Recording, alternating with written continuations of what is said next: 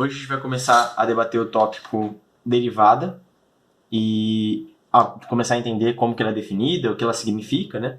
O que é a derivada de uma função, tá? Como que ela funciona, com todos os passos envolvendo ela, mas hoje é uma primeira aula, simplesmente que a gente vai conversar sobre a definição de derivada.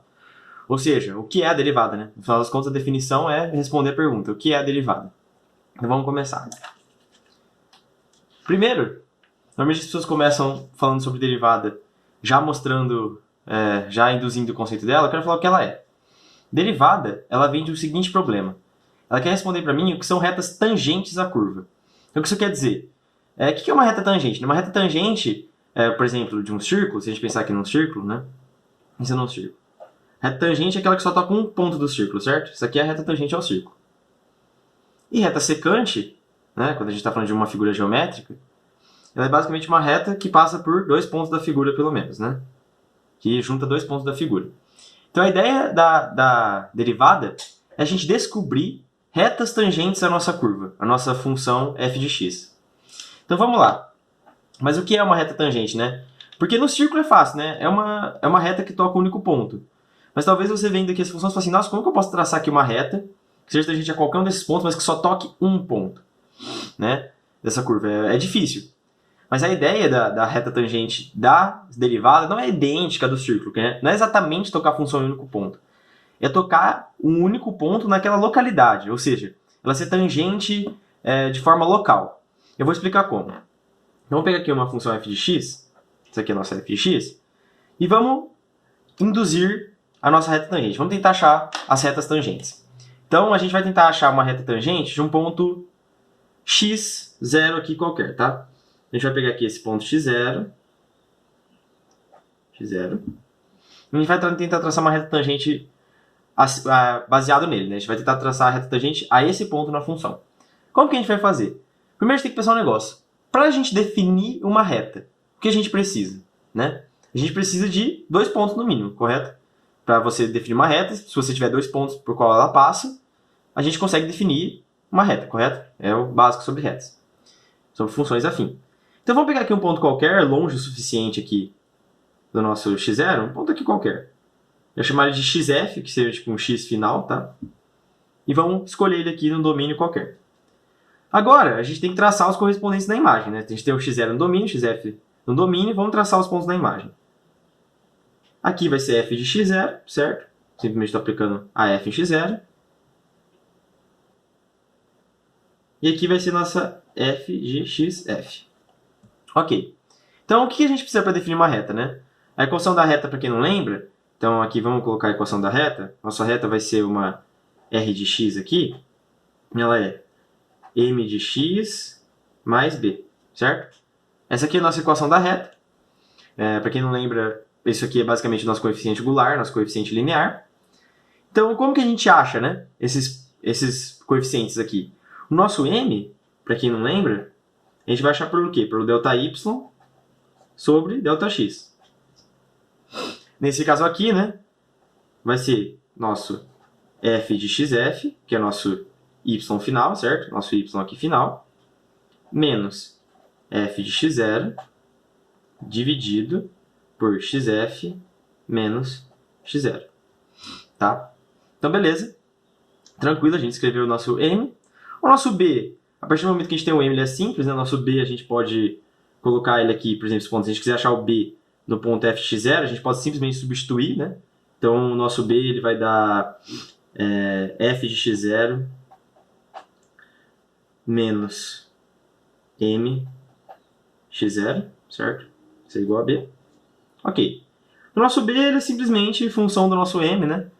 O nosso m aqui que depende dos pontos que a gente escolher, né? Claro que o nosso b, que eu acho interessante a gente citar, porque o nosso b ele só depende do x0, né? Ele não depende do nosso xf. Claro, eu poderia substituir um xf, mas aqui vai ser conveniente substituir um x0. Só que vamos lá.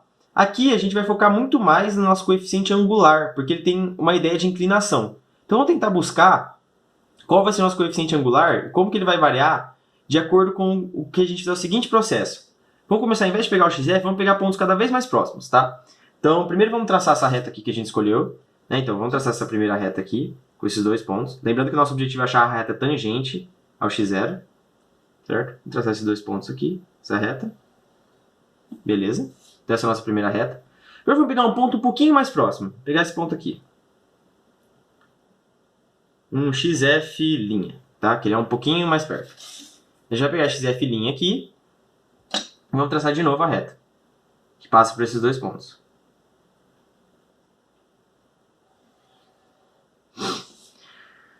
Agora vamos pegar um outro ponto aqui. Vamos traçar de novo uma nova reta com outro ponto aqui. XF'. Traçar mais uma reta aqui.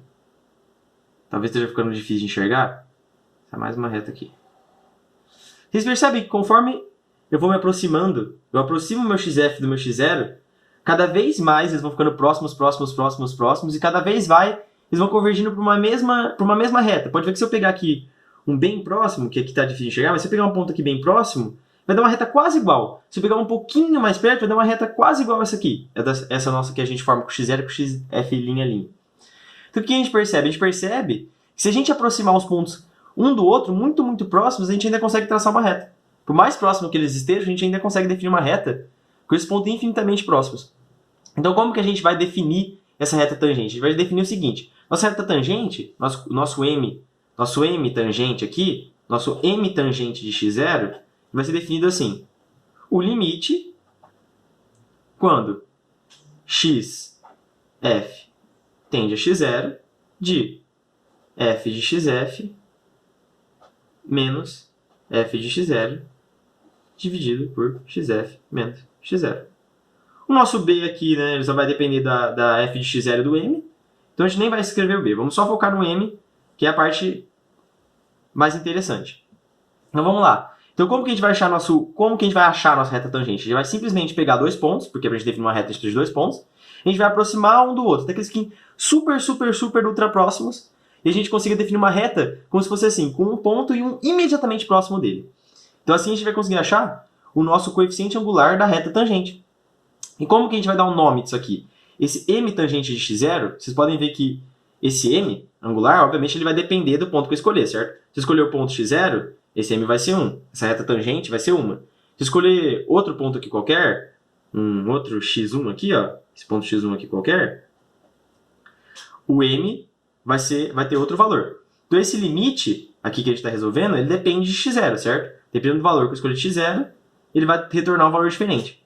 Então, esse m tangente de x0, na verdade, é uma função, né?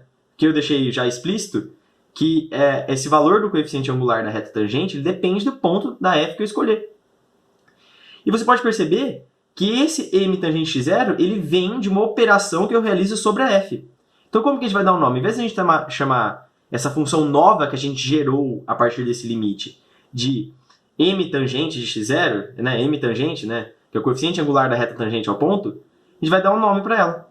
O nome disso vai ser derivada de f de x. Tá? A notação de derivada a gente tem 2 jeitos. Né? Então, a derivada pode ser tanto escrita como f de linha x, certo? Que é a derivada de f em relação a x, ou é equivalente a escrever df de x dx. E lembrando que isso é o que a derivada representa? A derivada representa o quê? A reta, então é o m angular da reta tangente a f, tá? Das retas tangentes a f de x. Então, de acordo com os pontos que eu pegar, de acordo com o ponto que eu escolher, a minha função derivada vai retornar para mim qual é o coeficiente angular da reta tangente àquele ponto. Então é isso que a derivada significa, né? A derivada, ela transforma a nossa função. Porque o que acontece? Se eu tenho uma função f inicial, por exemplo, essa f inicial aqui está me retornando, inicialmente, o valor y, correto? Está me retornando o valor y, então eu aplico no meu x e ela retorna um y. Quando eu derivo ela, isso é uma coisa interessante. O meu domínio se mantém, eu ainda estou analisando o domínio x, mas o que muda é o significado da minha imagem. Minha imagem antes era o valor de y, normal, certinho. Agora que eu derivei, na minha imagem, o valor que eu estou analisando é o coeficiente angular da reta tangente à função f de x original. Cada ponto vai ter uma reta tangente correspondente, né? Esse ponto aqui vai ter uma, esse ponto aqui vai ter outra, esse ponto aqui vai ter outra. Cada ponto da f de x vai ter uma reta tangente diferente, claro, né? Assim como no círculo, cada ponto do círculo tem uma reta tangente diferente. Então, a minha f de x, a minha f de linha x, ela vai me retornar quais são esses coeficientes angulares, tá? Então, basicamente, essa é a definição de derivada. Vou escrever ela aqui mais bonitinha, né? Porque isso aqui ficou meio desorganizado para explicar exatamente o que é a derivada. Então, como que a gente vai definir nossa derivada, né? Aqui, deixando ela bem bonitinha, a gente vai definir ela, então. Nossa f de linha x, ela pode ser definida como limite, que eu vou escrever um xf para manter a notação, quando xf tende a x, de f de xf menos f de x, dividido por xf menos x. Então, essa aqui vai ser a nossa definição de derivada. Só que tem uma coisa interessante. O nosso xf, ele é um ponto que está à frente do x, né? Então, como que a gente pode escrever? Vamos chamar o nosso xf agora, para usar uma notação do limite mais usual que a gente usa de derivada. Vamos chamar o nosso xf de um x mais ΔX. Isso aqui faz sentido, né? Se eu passar o x para o outro lado, só para entender por que eu vou fazer isso, se eu passar o x para o outro lado aqui, o nosso ΔX é xf menos x, tá? Uma coisa simples, nosso ΔX é o x final menos o x que a gente está analisando. Então, vamos escrever esse limite em função desse ΔX. Aqui, então, nosso xf vai ser x mais ΔX, menos x. Embaixo, nós vamos ter ΔX. E em cima, xf a gente simplesmente vai substituir por x mais ΔX. Então, vamos escrever o limite de uma forma equivalente aqui. Então, f de linha x. Agora, o limite vai ser diferente. Ao invés de xf tender a x, como xf tende a x, vamos pensar, para xf tender a x, ΔX tem que tender a zero, certo? Essa diferença tem que diminuir. Então, nosso ΔX vai tender a zero. Aqui vai ser f de x mais ΔX menos f de x dividido por ΔX. Então, aqui, a gente vai ter nossas duas definições de derivada. Elas são a mesma coisa, só em notações diferentes. Aqui ela é bem interessante, porque ela fica em função, essa derivada aqui ela fica em função de uma diferença no x. Eu acho que essa é uma definição muito mais útil, muito mais fácil de trabalhar. A maioria das vezes você vai trabalhar com essa definição aqui, né? Porque, basicamente, o que essa definição está dizendo? A minha derivada, então, ela é o quê? Ela é pegar uma pequena variação no y e dividir por uma pequena variação no x. Pegando um x qualquer, vamos pegar um x qualquer da função, vou fazer uma pequena variação no x, ver qual vai ser a variação que eu vou causar no y e dividir uma pela outra. Então, a derivada que ela está me mostrando, que ela nada mais é do que uma relação entre pequenos deslocamentos, né? ΔX está tendendo a zero, então deslocamentos muito pequenos entre o domínio e a imagem. O que é importante citar é o seguinte: quando eu pego uma função f, né, e eu opero ela e transformo ela na f de linha, né, eu tenho aqui uma f de x e aqui uma f de linha x, a gente tem que lembrar o seguinte: o domínio, ou seja, o significado do domínio vai ser o mesmo. Ou seja, se o meu domínio é do tempo, se eu derivar minha função, o domínio vai continuar sendo o tempo. A gente não vai transformar o domínio da função, a gente vai transformar a imagem. Então, por exemplo, supondo, se meu domínio é, por exemplo, a massa total. Por exemplo, eu tenho um copo de areia escorrendo numa balança. E eu estou marcando quanto de massa a balança está marcando pelo tempo. Se eu derivar essa função, né, eu vou achar o quê? Eu vou achar o fluxo de massa, a massa por tempo que está sendo jogada na balança. Só que isso no meu y, o meu x vai continuar sendo o tempo, né? No caso, o meu domínio vai continuar sendo o domínio do tempo. Isso é muito importante. A derivada ela não muda o domínio que a gente está analisando, ela muda somente a imagem. Tá? Então, uma operação sobre a f, que ela apenas causa uma alteração na imagem de f, do significado da imagem de f. Tá? Isso é muito importante citar. Claro que o domínio da x, da f de x, da f de linha x, pode ser diferente. O que eu quero dizer? O limite da f de linha pode ter limitações que o limite da f não tem. Isso pode acontecer. Mas o significado do domínio, o significado físico do domínio, né, o que o domínio representa não muda. Isso é uma coisa importante. Agora vamos só dar um exemplo aqui, um exemplo final, de por que as retas tangentes são interessantes, né? Por que o problema da reta tangente é interessante? Só uma coisa super rapidinho. Vamos pensar no seguinte cenário aqui. A gente tem uma montanha aqui, tá? Uma montanha. Você está aqui sentadinho, de frente para a montanha. Está olhando para ela daqui, né? Está olhando nesse ângulo aqui para a montanha. Você está no chão, está olhando para a montanha. E por cima da montanha você tem um carro. Um carro aqui que ele anda nesse sentido, tá? Ele anda nesse sentido, tal. Beleza. Então ele percorre bem as bordas da montanha. E nesse ponto aqui, esse carro resolve parar. tá? Esse carro aqui, ele resolve estacionar e ele para. E você, que não tem muito o que fazer, tá de férias, você resolve falar assim, nossa, qual será a força que esse freio tem que fazer para esse carro parar? Bom, como que a gente vai responder essa pergunta? A gente vai responder essa pergunta de uma forma bem simples. Vamos lembrar primeiro de planos inclinados aqui na física? Se eu tenho uma força P agindo sobre o corpo que está no plano inclinado, a força tangente ao plano vai se dividir em duas forças, uma força tangente e uma força normal.